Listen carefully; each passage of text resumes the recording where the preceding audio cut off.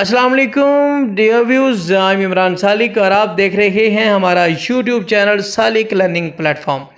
Dear views, इस दुनिया में जितने भी ममालिक हैं, हर मुल्क का एक नाम है, लेकिन इनमें से कुछ ऐसे ममालिक भी हैं जिनके अपने नाम के अलावा उनकी खासियत को देखते हुए उनका एक और नाम रखा गया और वो इस दुनिया में उन्हीं नामों से मशहूर हैं। तो आज हम आपको बताएंगे कि वो ऐसे कौन से ममालिक हैं जो किसी और नाम से मशहूर हैं और क्यों। तो चलते हैं हमारी वीडियो की तरफ। प्यारे दोस्तों, नंबर 1 पर है पैगंबरों की सरजमीन। पैगंबरों की सरजमीन फ़लस्तीन को कहा जाता है। फ़लस्तीन को पैगंबरों की सरजमीन इसलिए कहा जाता है क्योंकि वहाँ 5 नबियों के मज़ारात हैं, जिनमें हज़रत इब्राहीम अलैहिस्सलाम, हज़रत याकूब अलैहिस्सलाम, हज़रत इसहाक़ अलैहिस्सलाम, हज़रत यूसुफ़ अलैहिस्सलाम और हज़रत मूसा अलैहिस्सलाम शामिल हैं। उसके अलावा यहीं मस्जिद अक्सा भी है, वो मस्जिद जहां हुज़ूर सल्लल्लाहु अलैहि वसल्लम की इमामत में तमाम अंबिया इकराम ने नमाज अदा की। प्यारे दोस्तों, कुबातुस सखरा भी यहीं पे है, मस्जिद अक्सा के बिल्कुल साथ है, जहाँ हुज़ूर सल्लल्लाहु अलैहि वसल्लम ने अपना बुराक बांधा और यहीं से हुज़ूर सल्लल्लाहु अलैहि वसल्लम अर्श पर तशरीफ़ ले गए थे। और यहूदी इसे डोम ऑफ द रॉक कहते हैं। डियर व्यूज़, सिर्फ मुसलमानों के लिए ही नहीं बल्कि ईसाइयों और यहूदियों के लिए भी फ़लस्तीन मुक़द्दस मुकाम है, क्योंकि यहूदियों का 3000 साल पुराना कब्रिस्तान भी फ़लस्तीन में है और ईसाइयों का बैतुल लहम भी फ़लस्तीन में पुराना मुक़द्दस तरीन चर्च है और दीगर मजहबी यादगारें भी हैं। तो मेरे दोस्तों, नंबर 2 पर है तोहफ़ा नील। तोहफ़ा नील मिस्र को कहा जाता है। डियर व्यूज़, तोहफ़ा नील मिस्र को क्यों कहा जाता है? आपने सुना होगा कि हज़रत उमर फ़ारूक के दौरे खिलाफत से पहले हर साल दरियाए नील सूख जाता था। फिर वो कैसे चलता था? उसमें फिर एक हसीनो जमील और कंवारी लड़की डाली जाती थी, फिर वो दरिया चलता था। वो दरिया एक कंवारी खूबसूरत लड़की की कुर्बानी लेता था।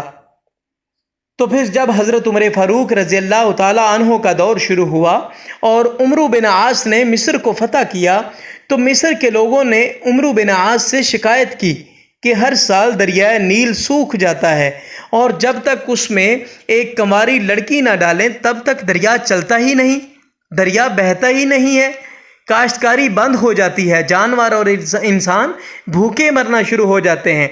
तो उमर बिन आस ने उन्हें आइंदा दरिया को लड़की देने से मना कर दिया। तो जब दरिया खुश्क होने लगा तो उमर बिन आस ने हज़रत उमर फ़ारूक को एक ख़त लिखा और ख़त में सारा माजरा बयान किया। जवाब में हज़रत उमर फ़ारूक ने तहरीर फरमाया कि दीन इस्लाम ऐसी वहशियाना और जाहिलाना रस्मों की इजाज़त नहीं देता। और फिर आपने एक ख़त दरियाए नील के नाम लिखा और फरमाया कि जाते ही इसे दरिया में डाल दिया जाए। उस ख़त में आपने लिखा था, बाद हम्दो सलात के, मतलब ये है कि अगर तू अपनी तरफ से और अपनी मर्ज़ी से चल रहा है तब तू खैर ना चल। अगर अल्लाह ताला वाहदहू व कहार तुझे जारी रखता है तो हम अल्लाह ताला से दुआ मांग रहे हैं कि वो तुझे रवां कर दे। तो ये चिट्ठी लेकर हज़रत अमीर अस्कर ने दरियाए नील में डाल दी। अभी एक रात भी नहीं गुजरी थी कि दरियाए नील में तकरीबन 40 फुट गहरा पानी चलने लगा। सुबहान अल्लाह। प्यारे दोस्तों, दरियाए नील ने लड़कियों की जान लेना छोड़ दिया, लोगों की फसलें खुश्क होने से बच गईं, जानवर और इंसान भूखे और प्यासे मरने से बच गए। दरियाए नील ने मिस्र को आज़ाद कर दिया। तो इसका मतलब ये हुआ कि दरियाए नील ने मिस्र तोहफे में दे दिया, इसलिए इसे तोहफ़ाए नील कहा जाता है।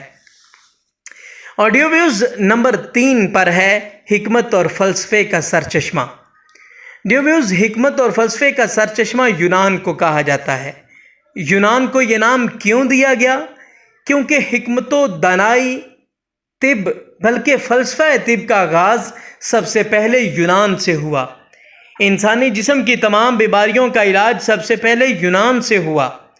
پیارے دوستو، کسی بھی چیز کے بارے میں شروع سے لے کر آخر تک مکمل علم رکھنے کو فلسفہ کہا جاتا ہے، اور یونان تو فلسفہ طب کا گڑھ ہے، اس لیے اسے حکمت اور فلسفے کا سرچشمہ کہا جاتا ہے۔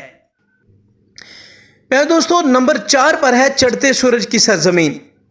جاپان کا دوسرا نام چڑھتے سورج کی سرزمین ہے، اور جاپان کو یہ چڑھتے سورج کی سرزمین کیوں کہا جاتا ہے؟ کیونکہ پیارے دوستو، جب جاپان کے 2 شہروں ہیروشیما اور ناگاساکی پر حملہ ہوا تو یہ 2 شہر ایک بار صفحہ ہستی سے مٹ گئے تھے۔ پورے جاپان کا سارا نظام درہم برہم ہو گیا تھا۔ ان پہ تو جیسے قیامت ٹوٹ پڑی تھی۔ ایسے سمجھ لیں کہ جاپان ایک بار زمین میں دھنس چکا تھا۔ پھر کچھ عرصے بعد جاپان نے اپنے آپ کو سنبھالا اور ایک نئی طاقت کے ساتھ ابھرا، اور پھر مسلسل ترقی کرتا چلا گیا۔ معاشی لحاظ سے، عسکری لحاظ سے بہت ترقی کی۔ انہوں نے اپنی سیولائزیشن کو بہت بہتر کیا، اور اب تو دنیا ان کی مثالیں دیتی ہے۔ چائنا نے بھی رہنے سہنے کا طریقہ کار کافی کچھ ان سے سیکھا، ان سے اپنا کلچر و ثقافت سیکھا۔ ایشیا کے بہت بڑے خطے نے جاپان کو دیکھ کر اپنے کلچر کو بہتر کیا، اپنی ثقافت کو بہتر کیا، اپنی سیولائزیشن کو بہتر کیا، اور جاپان ابھی بھی مسلسل ترقی کی طرف گامزن ہے۔ اس لیے اسے چڑھتے سورج کی سرزمین کہا جاتا ہے، کیونکہ کوئی بھی انسان یا کوئی بھی چیز جب بہتری کی طرف مسلسل بڑھ رہی ہو تو لوگ اسے کہتے ہیں چڑھتا سورج، یعنی ابھرتا ہوا سورج۔ تو اس لیے جاپان کی ترقی کو دیکھ کے اس کا بھی نام یہ رکھا گیا، چڑھتے ہوئے سورج کی سرزمین۔ پیارے دوستو، نمبر 5 پر ہے آدھی رات کے سورج کی سرزمین۔ دوستو، یہ نام ناروے کو دیا گیا ہے۔ یہ نام ناروے کو کیوں دیا گیا؟ کیونکہ ناروے یورپ کے شمال میں واقع ایک خوبصورت ملک ہے جہاں دنیا کی ہر سہولت میسر ہے، لیکن اس کے ساتھ ہی قدرت نے ناروے کو یہ اعزاز بھی دیا ہے کہ یہاں صرف چند گھنٹے کے لیے سورج غروب ہوتا ہے، چند گھنٹے کے لیے صرف رات ہوتی ہے، اور آدھے ملک میں تو رات کو بھی سورج آب و تاب سے چمکتا ہے۔ یہی وجہ ہے کہ ناروے کو آدھی رات کے سورج کی سرزمین کہا جاتا ہے۔ تو ریویوز نمبر 6 پر ہے دنیا کی چھت۔ پیارے دوستو، دنیا کی چھت، یہ لفظ، یہ جملہ استعارہ لیا گیا ہے، یعنی یہ کسی چیز سے مثال دی گئی ہے۔ دنیا کے کسی بھی بلند ترین مقام کو دنیا کی چھت کہا جا سکتا ہے، تو اس لیے یہ دنیا کی چھت کا لقب تبت کو دیا گیا۔ پیارے دوستو، چین کے ساتھ منسلک ایک علاقہ ہے جس کا نام تبت ہے۔ تبت 1950 تک ایک آزاد ملک تھا، اور پھر چین نے اس پہ قبضہ کر لیا، مگر تبت آج بھی اپنے آپ کو الگ ملک تصور کرتا ہے۔ پیارے دوستو، تبت کسی پہاڑ پر واقع نہیں ہے، بلکہ زمین کا ہی ایک بلند ترین مقام ہے۔ تبت سطح سمندر سے 4900 فٹ کی بلندی پر واقع ہے۔ اس بلندی کی وجہ سے اسے دنیا کی چھت کہا گیا ہے۔ ویورز، امید ہے کہ ہماری یہ ویڈیو آپ کے لیے بہت بینیفیشل ثابت ہوئی ہوگی، اور اس ویڈیو کے متعلق اگر آپ کے ذہن میں کوئی سوال ہو تو آپ بنا جھجک کمنٹس میں کر سکتے ہیں۔ پیارے دوستو، ہماری ویڈیوز کو لائک کریں، شیئر کریں، اور اگر آپ کا نقصان نہ ہو تو آپ سبسکرائب بھی کر دیجئے۔ ہمیں اجازت دیجیے، آپ سب خوش رہیں، خوشیاں بانٹیں۔ اللہ حافظ۔ پاکستان زندہ باد۔